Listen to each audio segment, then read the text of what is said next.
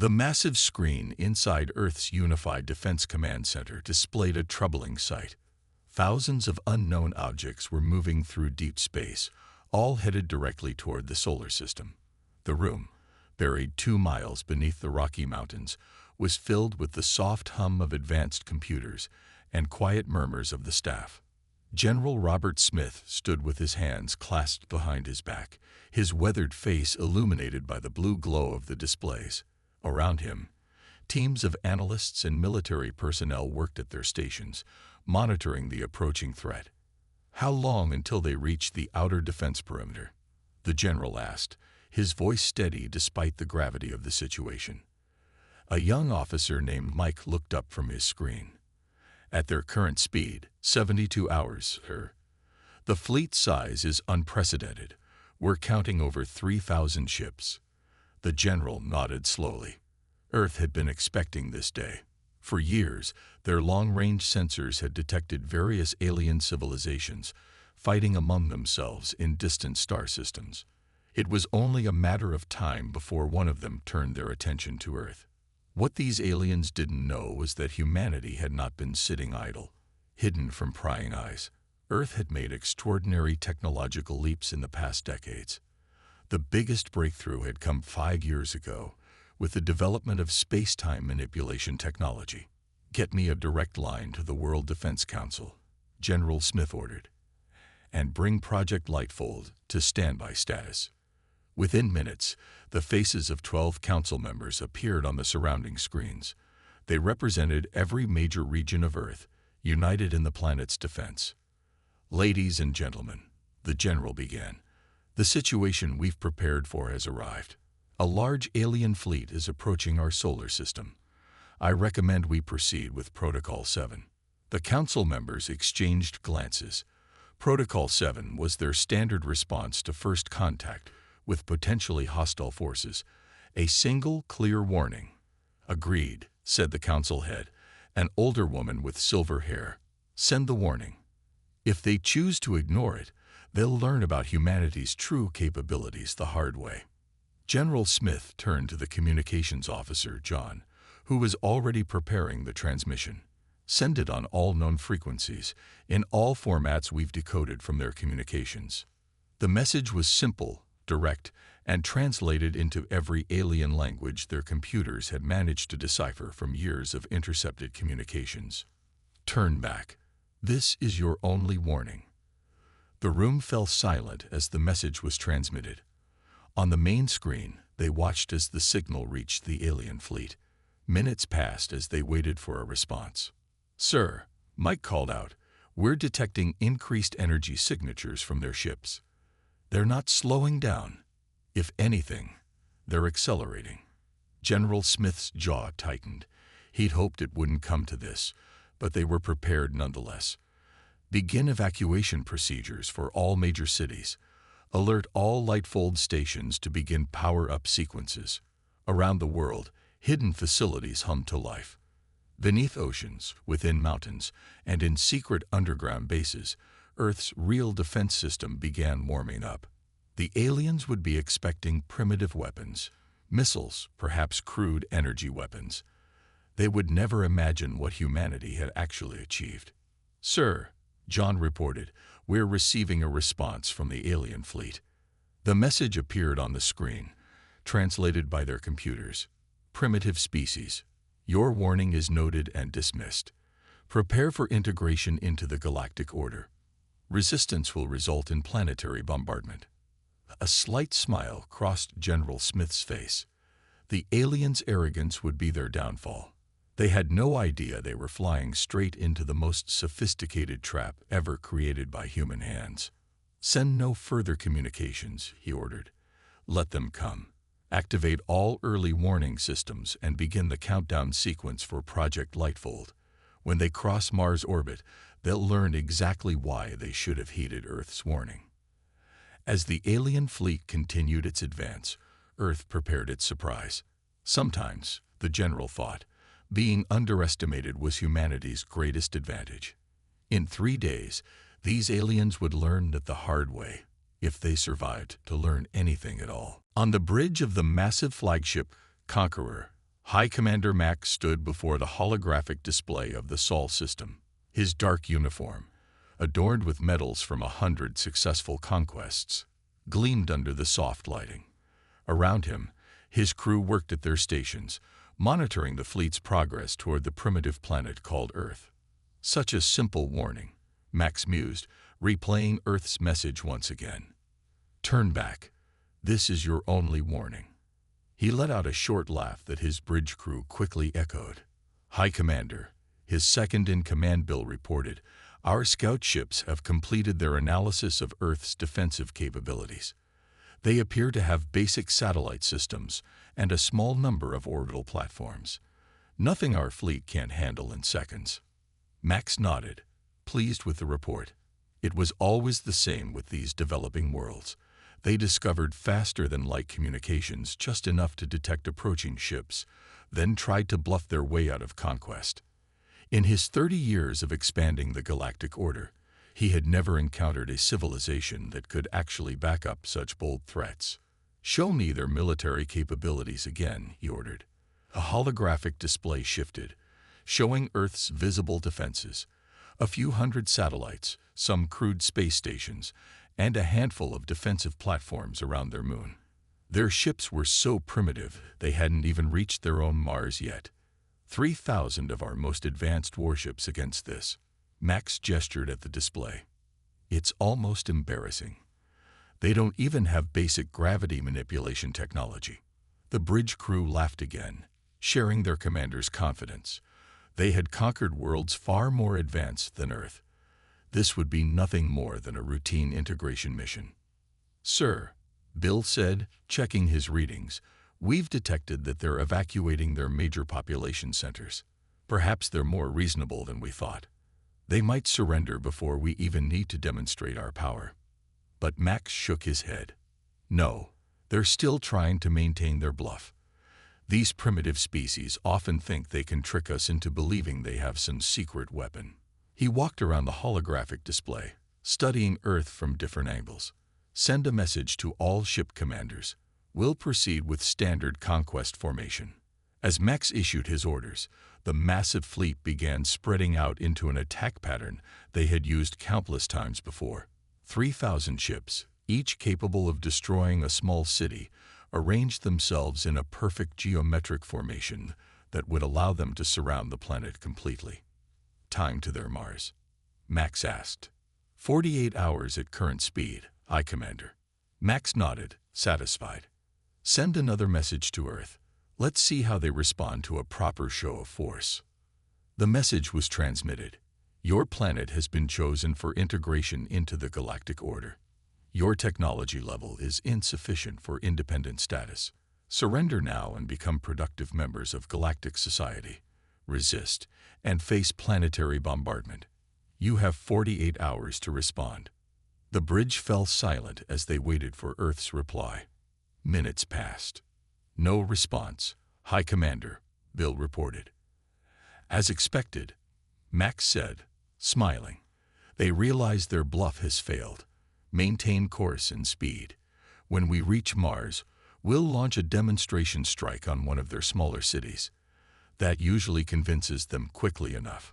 But something was bothering Max's tactical officer, Jim. Sir, he said hesitantly, don't you find it strange that we can't detect any power signatures from their defense systems?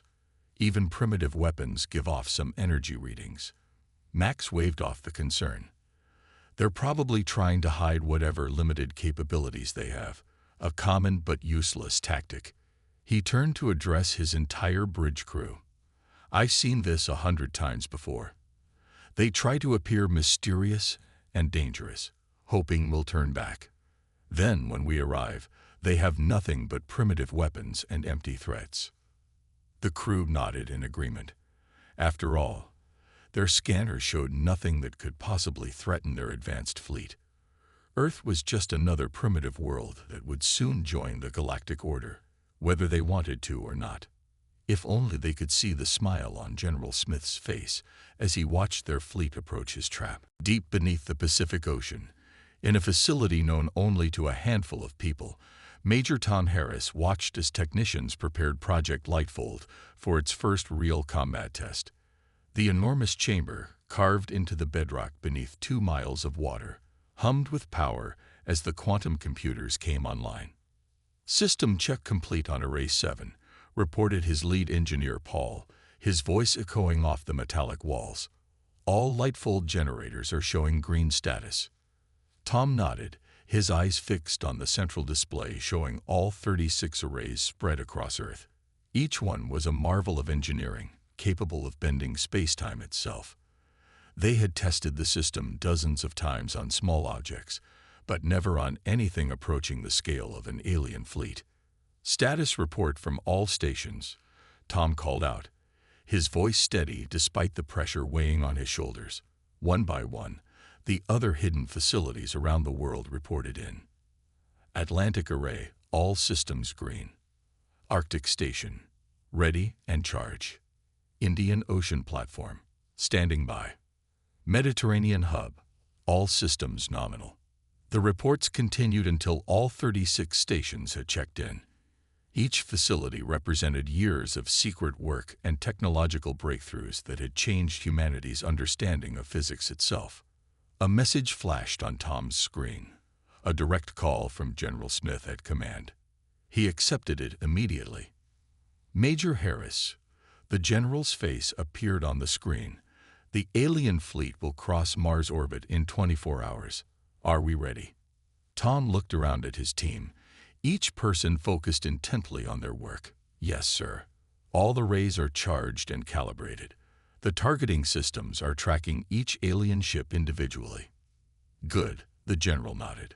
"Because our last satellite feed shows they've arranged themselves in perfect attack formation. Overconfident bastards are making our job easier." Tom understood what he meant. The aliens' tight formation would make it simpler for the Lightfold system to affect their entire fleet at once. Their own arrogance would be their downfall. "Sir," Tom said, "I should warn you again. We've never attempted to create this many microsingularities simultaneously. The power requirements alone are." "Are you saying it won't work, Major?" "No, sir. It will work. I'm just saying that once we start, we can't stop the reaction. Every ship in that fleet will be affected. There's no way to select targets or show mercy." The general's expression hardened. "They had their warning, Major. They chose to ignore it. Proceed as planned." After the call ended, Tom walked through the facility, checking each station personally. The technicians worked with quiet efficiency, knowing the gravity of what they were about to attempt. They had trained for this moment, but training was different from actually sending 3,000 ships into pocket dimensions.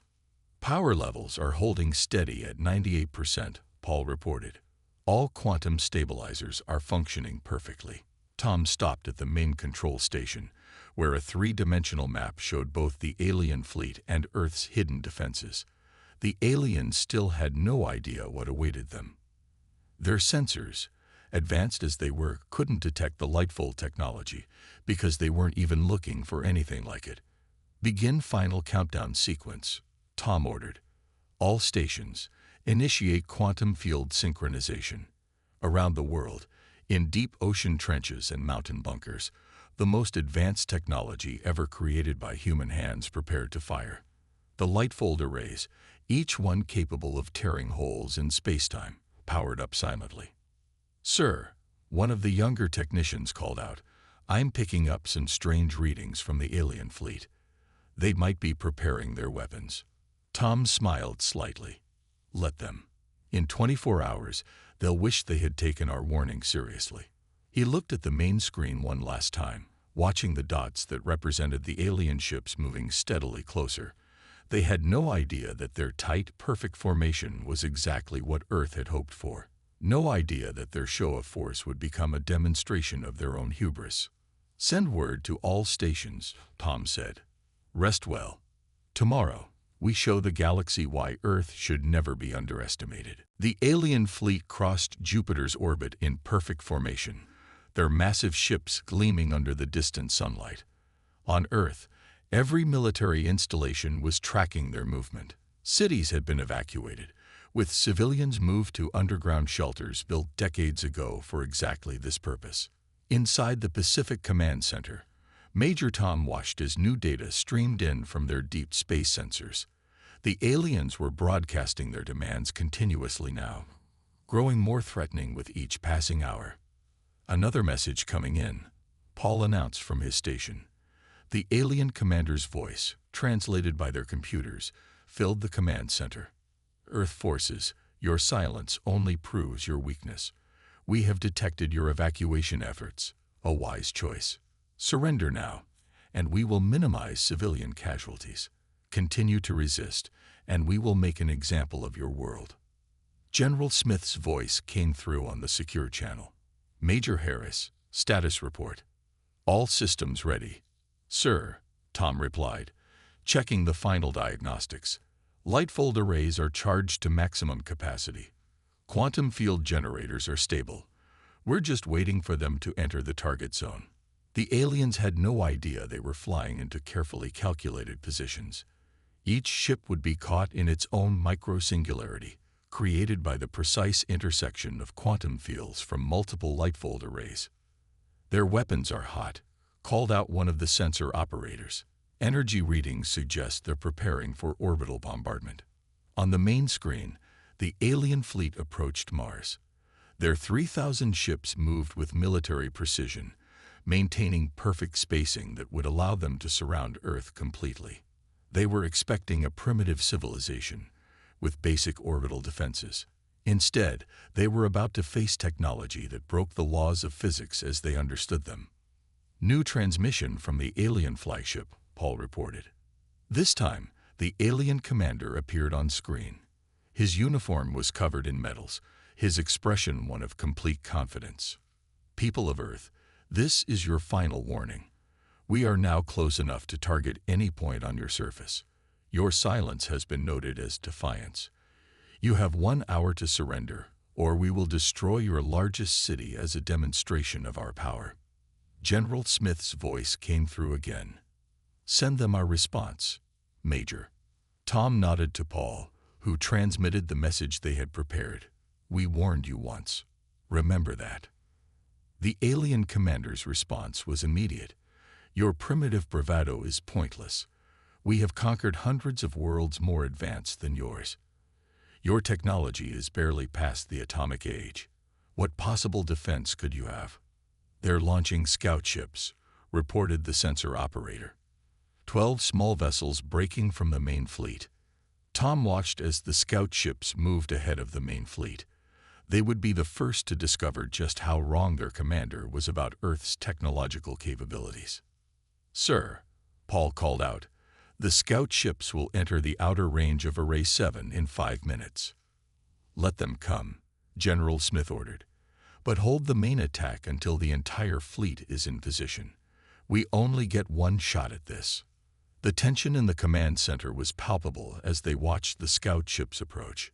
Years of preparation, billions spent on research and development, all leading to this moment. Earth's first contact with alien life was about to become a demonstration of why humanity should never be underestimated. Scout ships entering Array 7's range, Paul announced.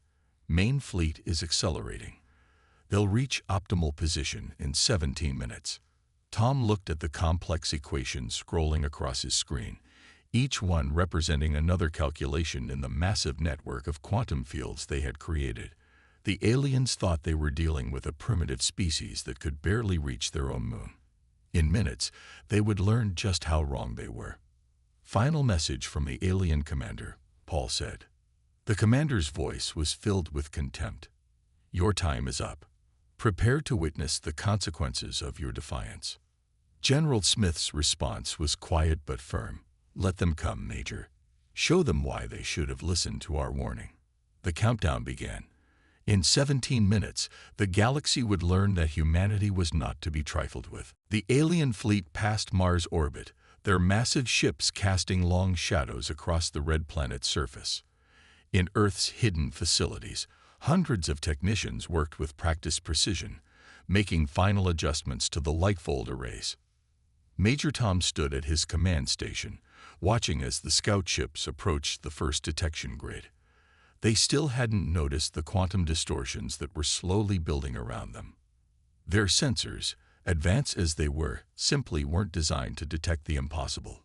"Scout ships entering final approach," Paul reported, his voice tense. "Main fleet is 13 minutes from optimal position." On the main screen, Tom could see the alien vessels arranged in their attack formation. They had positioned themselves exactly as predicted, a perfect sphere that would allow them to target any point on Earth's surface simultaneously. "Message from Antarctic Array," another technician called out. "Quantum field stabilizers at maximum capacity." One by one, the other stations reported the same. Decades of secret work, of pushing the boundaries of physics itself, had led to this moment. The aliens thought they were springing a trap. Instead, they were flying straight into one. "General Smith is on the line," Paul announced. The general's face appeared on Tom's screen. "Status report, Major." "Everything is proceeding as calculated, sir," Tom replied. "The scout ships are about to hit the first quantum barrier. Should give us a good test of the system." They watched as the scout ships crossed an invisible line in space. For a moment, nothing seemed to happen. Then one of the sensor operators shouted in excitement, "Sir, scout ships are showing massive navigation errors. Their engines are trying to compensate, but they're caught in the quantum field." On the screen, the small vessels began to drift erratically. Their powerful engines, capable of crossing light years, were useless against the subtle distortions in spacetime itself. "Alien flagship is broadcasting," Paul reported. "They're demanding to know what's happening to their scouts." Tom allowed himself a small smile. No response needed. Let them wonder. The main fleet was now closing rapidly on their position, likely hoping to rescue their stranded scout ships. They had no idea they were only making things easier for Earth's defense systems. 10 minutes to optimal firing position, the countdown operator announced. In the massive underwater chamber, the quantum computers processed trillions of calculations per second, preparing to create thousands of precisely targeted microsingularities. Each one would be just large enough to swallow a single alien ship. "Sir," Paul called out, "the alien fleet is accelerating. They're trying to push through whatever's affecting their scouts." "Perfect," Tom replied. "The faster they come, the less time they have to realize what's happening." The alien commander's voice boomed through the command center. "What primitive trickery is this? Your attempts to confuse our navigation systems will not save you. Prepare for immediate planetary bombardment." But even as the message played, their ships were already beginning to experience the same effects as their scouts. The quantum fields were strengthening, creating a web of distorted spacetime that would soon trap the entire fleet. 5 minutes to optimal position. The countdown continued. Tom watched the energy readings climb.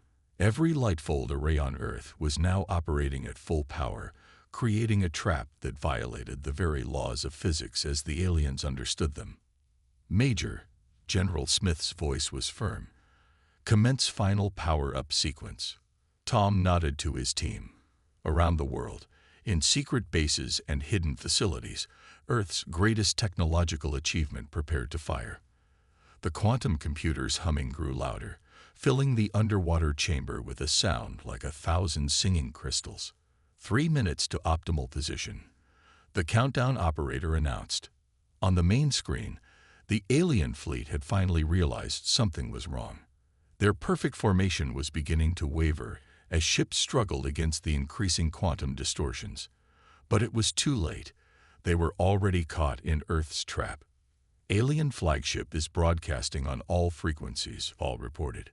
They're asking what's happening to them." Tom looked at the screen, watching as humanity's first alien contact approached its final moments. "Send no response," he ordered. They had their warning. The countdown continued. 2 minutes until Earth showed the galaxy why its warnings should never be ignored. The command center was silent except for the steady countdown and the deep hum of quantum computers at full power. Every eye was fixed on the main screen, watching as the alien fleet struggled against forces they couldn't understand. Optimal position reached. The countdown operator announced. All ships are within the quantum field matrix. Major Tom took a deep breath. This was the moment of truth, the culmination of decades of secret research and preparation. Begin final sequence, he ordered. All arrays, prepare for simultaneous activation. On screen, the alien fleet had completely lost its perfect formation. Ships drifted in seemingly random directions, their engines flaring uselessly against the quantum distortions. The alien commander's increasingly desperate messages filled the communication channels. What sorcery is this? Our engines are at full power, but we cannot maintain position. Earth forces, respond. Paul monitored the readings from his station. Sir, quantum field density reaching critical levels. Microsingularities forming exactly as calculated. The space around the alien fleet began to shimmer visibly, even on their long-range cameras. It was as if reality itself was beginning to bend and twist around each ship. The aliens' desperate transmissions became more frantic. Unknown energy signatures detected. All ships, emergency retreat. Emergency retreat. But it was far too late. The quantum fields had them trapped, each ship held in place by forces that defied their understanding of physics. 30 seconds to full activation. The countdown continued. Tom watched the energy readings climb toward their peak. Every light-fold array on Earth was channeling unimaginable power into precise points in space, creating thousands of microscopic tears in the fabric of reality. Sir, Paul called out, excitement in his voice. The first microsingularities are forming. They're working exactly as designed. On the main screen, small points of absolute darkness began appearing next to each alien ship. The points grew slowly at first, then faster, each one a tiny hole in space-time itself. Unknown anomalies forming. The alien commander's voice was filled with fear now. This is impossible. Their technology level can it. His transmission cut off as his flagship encountered its designated singularity. The massive ship, nearly a mile long, seemed to stretch like rubber before disappearing into a point of darkness no larger than a coin. 15 seconds to full activation, the countdown continued. Across the alien fleet, ships began vanishing one by one. Some tried to fire their weapons in a last desperate act, but the energy beams curved impossibly around the distorted space, harmlessly disappearing into the microsingularities. 10 seconds. The rate of disappearances accelerated.